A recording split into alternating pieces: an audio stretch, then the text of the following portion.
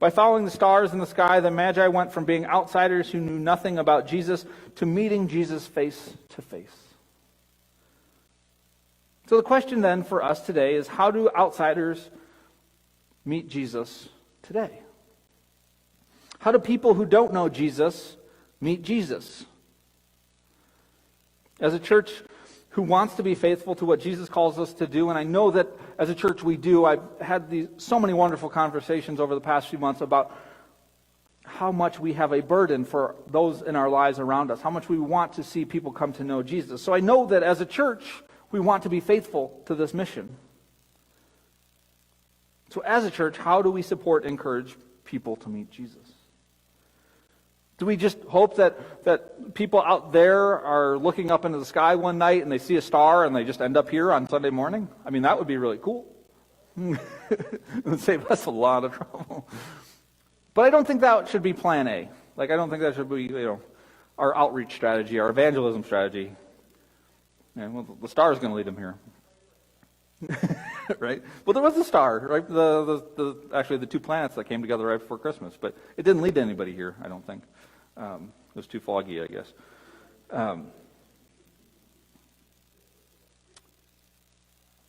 So even if that did happen, though, and we had perfect strangers showing up to church out of the blue, like a star, they just showed up, like we opened the doors on a Sunday morning and there was a whole truckload of people. They're like, hey, we're here.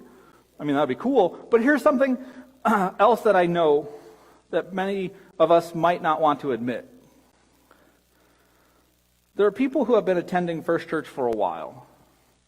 There's many of us, might even be members of the church, who still think of themselves as religious outsiders.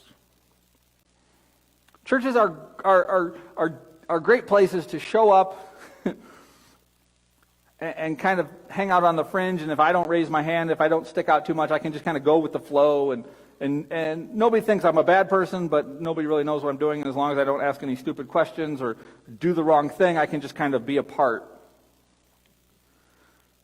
There are people here today that have decided to follow Jesus, but beyond that, we might not know what a life of following Jesus will look like. We don't know where to go from there. It may have come forward, may have been baptized, may have been prayed, may have been accepted as a member of the church, but I don't know what to do after that. Or maybe church is just confusing. Maybe the language is like a foreign language. We haven't had that come up at all, have we? You say something churchy and people are like, what are you talking about? Maybe some of us feel like other people have it all figured out, but you feel like there's a lot about church or Christianity that just doesn't make sense to you. So there might be some of us here today that says, oh, I'm a part of First Church. You might still feel like an outsider. You might feel like you're on the edge. And I would bet that there are more of us in that category than care to admit it.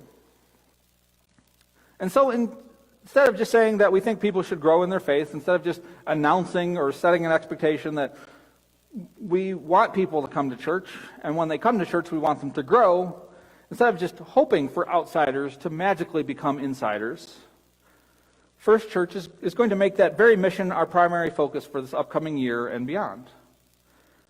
The old saying, and this is one of my favorites, a goal without a plan is just a wish. Have you heard that before? So if our mission is to make disciples, but we don't have a plan on how to make disciples, it's good intentioned, we mean well. If we're serious about being faithful to the mission that Jesus gives us to make Christ-like disciples in the nations, where do we start? How do we do that? How do we help people move from outsiders to insiders? From non-believers to Christ followers? How do we make that happen? What's the plan? And here's the answer. Here at Battle Creek First, we believe that whether you are listening to this sermon online and have never stepped foot in a church, or if you've been attending church for the past 50 years, or anywhere in between, and I hope that encompasses pretty much everybody, that all it takes to turn outsiders into insiders is just one step. It's your next step. We want to encourage everyone who's connected with Battle Creek First Church to focus on taking your next step But what does that mean? I've got a slide here, I think that breaks this out. One step at a time. Okay? Church life can be overwhelming. It can be confusing. It can be, I don't even know what I'm supposed to do next. But the life of a Christ follower is made up of many steps. And the Bible is full of commands and invitations. There's a lot of things that the Bible tells us we should be doing, that you have to do.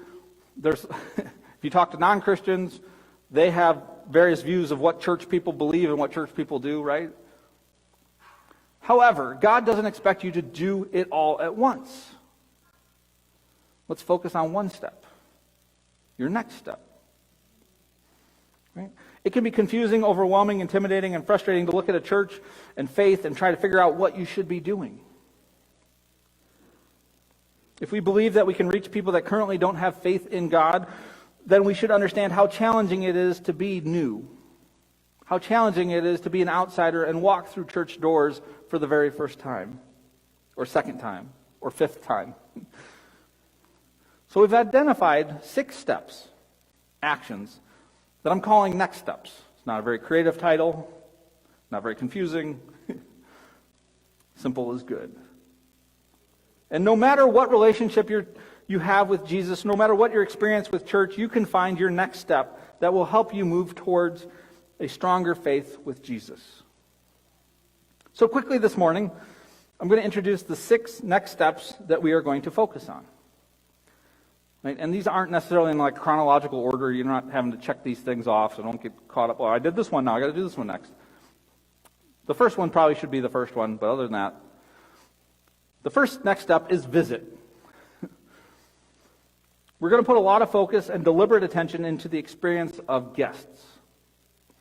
We're not going to hope that they feel welcomed and find a connection, but we're working on ensuring that we help guests come to see our church and understand why we love our church and help them to love our church as well. The next step is connect. It's to grow spiritually, you have to be connected relationally. There's no solo artists in the church, right? There's no individual Christians. You're part of a community. And so there's a phrase, you've probably heard it before, but when it comes to spiritual growth, circles are better than rows, right? We're not about acquiring information, although knowing things about God is helpful, but it's about learning and sharing. It's about being part of a small community where people get to know you well. You can share your joys and your struggles. You can ask for prayer and check in on each other. You can share your faith, your experiences, your questions, all of it. And there'll be several areas where we work to develop opportunities to help us connect, to help new people connect as well. The next step is serve. Serving others is honestly the best way to grow in your faith. It may seem counterintuitive. You may think, I need to become a better Christian, I need to become a saint, and then I can go help people. But serving people is actually one of the most formative things you can do as a Christian. Right? Serving is actually being like Jesus, and that'll shape you and form you. All right, the next step is baptism. Yes, baptism is about going public with your faith. It's an outward expression of an inward decision. You've probably heard that a few times. It's also about entering into the family of God. It's a step of faith for sure, but it's a way of identifying yourself with not only the church, but identifying yourself with 2,000 years of Christian history. It's a way of connecting yourself with a family of believers that spans over generations, that spans over nationalities and languages and eras and technologies and rise and falls of world powers. You're joining with a community of believers. Your next step might be to give. Not only does giving to the church support the work of the church, right? Pay the bills, keep the lights on, heat the sanctuary when it's cold outside, pay the pastor's salaries, all those types of things that are important to us. But giving in a world that says more is better, in a world that says having more stuff is the way to happiness, giving is a countercultural push. It's a countercultural activity. It's a way of rejecting the ways of the world. Being generous with your time, with your resources, with your talent is a way for you to be more like Jesus. The next step, the last one, ties in with the first one. Invite. And so even if you're in a Sunday school class or you're in a small group and you serve in a couple different ministries and you give financially and give of your time and you've been baptized, there's still something tangible and simple that you can do. Invite. And so, yes, we want you to invite people to church, but it doesn't just mean invite people to church. It means invite them into your faith journey. It means invite people into your life so that you can share your story, your testimony, your experience with Jesus with them as you walk in faith. Because inviting someone to church is how outsiders become insiders. Come sit with me on Sunday. Come get a cup of coffee and let me show you around my church. Come meet me in my Sunday school class. Come see where I serve. We're doing great work here, right? But yeah, these are the 6 next steps. And we're doing some work, like I said, in the foyer to make a physical location that communicates each one of these things. So whether you're a lifelong Christian walking in the door, or if you're here for the first time you've ever been here, you will be able to see what we're about. You'll be able to see an invitation to take whatever next step you need to.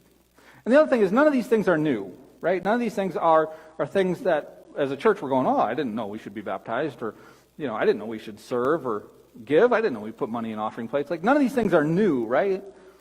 But it's a way of organizing and emphasizing the activities of the church so it clarifies them. How do outsiders become insiders? It's not rocket science. And so as a church, these will be how we focus our energies and our resources.